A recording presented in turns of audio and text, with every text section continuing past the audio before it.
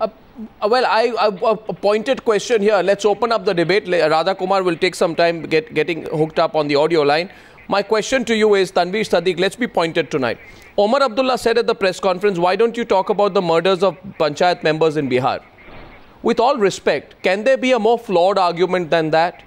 If he's talking about a woman Panchayat chief being shot dead by unidentified men in Bihar in July this year, I'm sure he knows that that was because of political rivalry linked to the Panchayat elections, not a terror threat.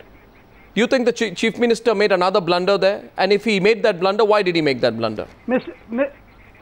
Mr. Goswami, if you've already decided how to conclude your program, I don't have much to say. But with all due respect to you, when the Honorable Chief Minister said this, he meant that you are trying to project that Kashmir is burning right now. You're trying to say that everything is bad right now happening in Kashmir, but you don't understand that we took immediate action. We have already stated that we will provide all security to all these punches and sarpanches. No. You have to understand. You have to understand. Answer the question. Answer the question. Why does the Chief Minister distort the facts? A Chief Minister says that talk about what's happening in Bihar. Is there a terror threat in Bihar, Mr. Sadiq?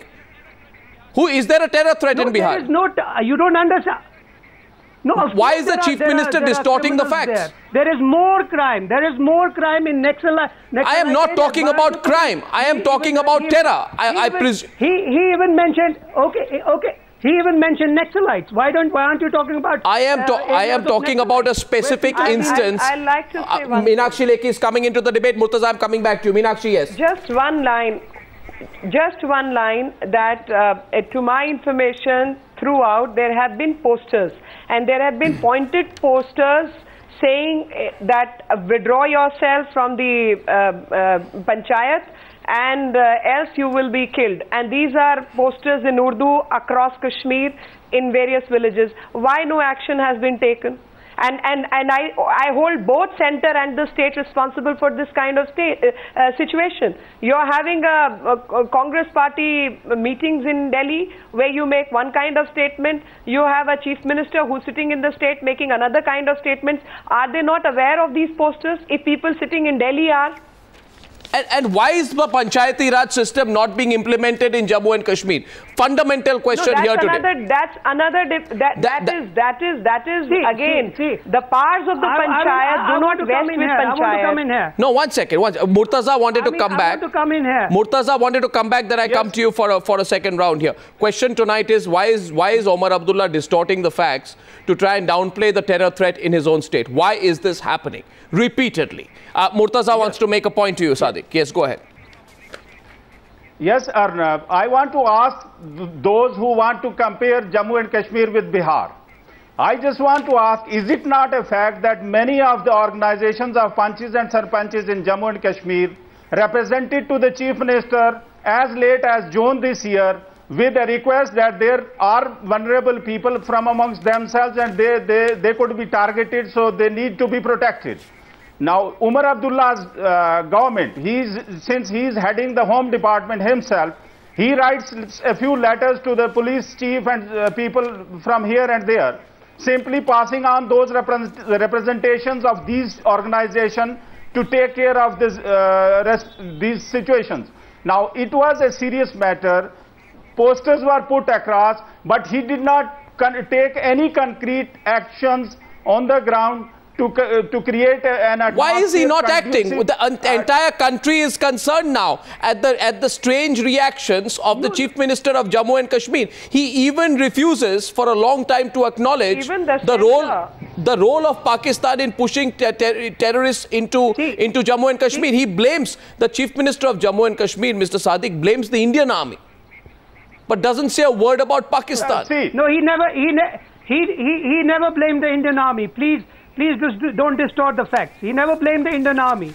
And plus, before I come back to you, let me tell Mr. Khan that there is a mechanism. The Chief Minister has already said that we'll build a mechanism in which the elected people will feel secured. We have been doing it before. We will try to do it time and again. The point is that there are elements who will try to destabilize or vitiate the atmosphere.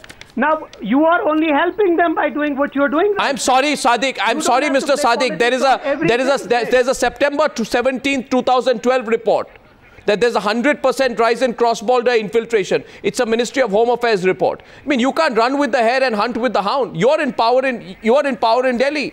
Farooq Abdullah is a minister in Delhi. You're in alliance with the Congress party in Srinagar.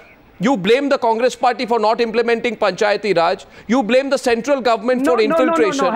You blame everyone but yourself. We have been fighting, Mr. Goswami, we have been fighting militancy for 20 years.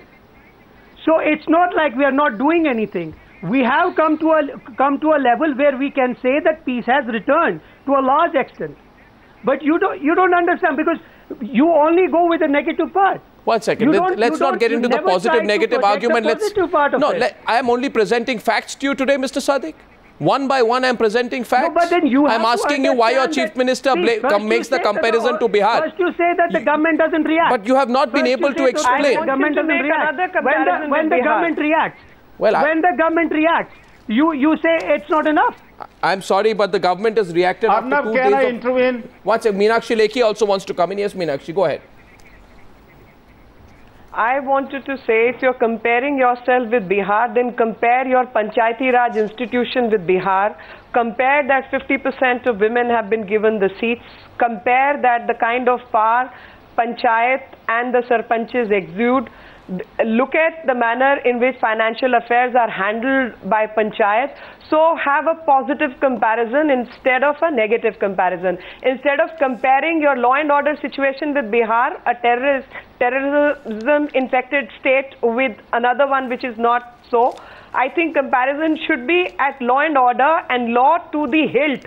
Apply Panchayati Raj system to the hilt and give the Panchayats the power which you fear you don't want to give them because you want to control them. No, Mrs. Lekhi, our Panchayat Raj Act is the best in the country. Even the Union Panchayat Secretary has said that. Mr. Sadiq, let me take you point to point on that. I will not go by what Secretary says. I will go by what the people of Jammu and Kashmir say. And I have met several people from Pahadi regions, from several regions. Jammu and Kashmir say.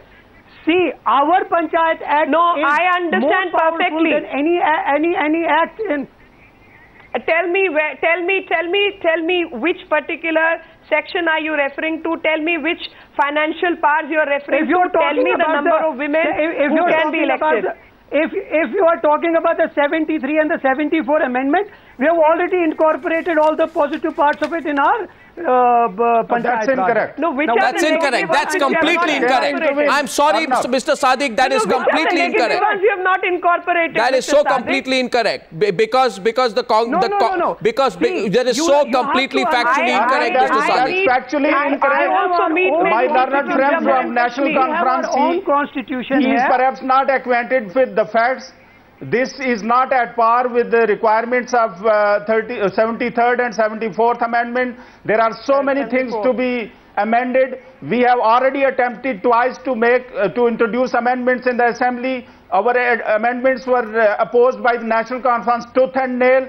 This act is not, this legislation Mr. Sadiq, is not please at tell par me, with the requirements of the Constitution of India. Then Mr. Khan, I'm sorry to say that Mr. Khan is totally unaware of it. You have to understand. Perhaps, I worked a lot. We cannot get. Even Arnab, even in this upcoming session, I have moved certain amendments to bring it at par with the. That is your interpretation, Mr. Sadiq. You must understand, Mr. Sadiq. You must understand. That is your interpretation. The fact of the matter is, Omar Abdullah says. I just want to intervene on one. No, 1 second. Omar Abdullah says that we want democracy. We presume Omar Abdullah knows that grassroots institutions are the key to the success of a democracy.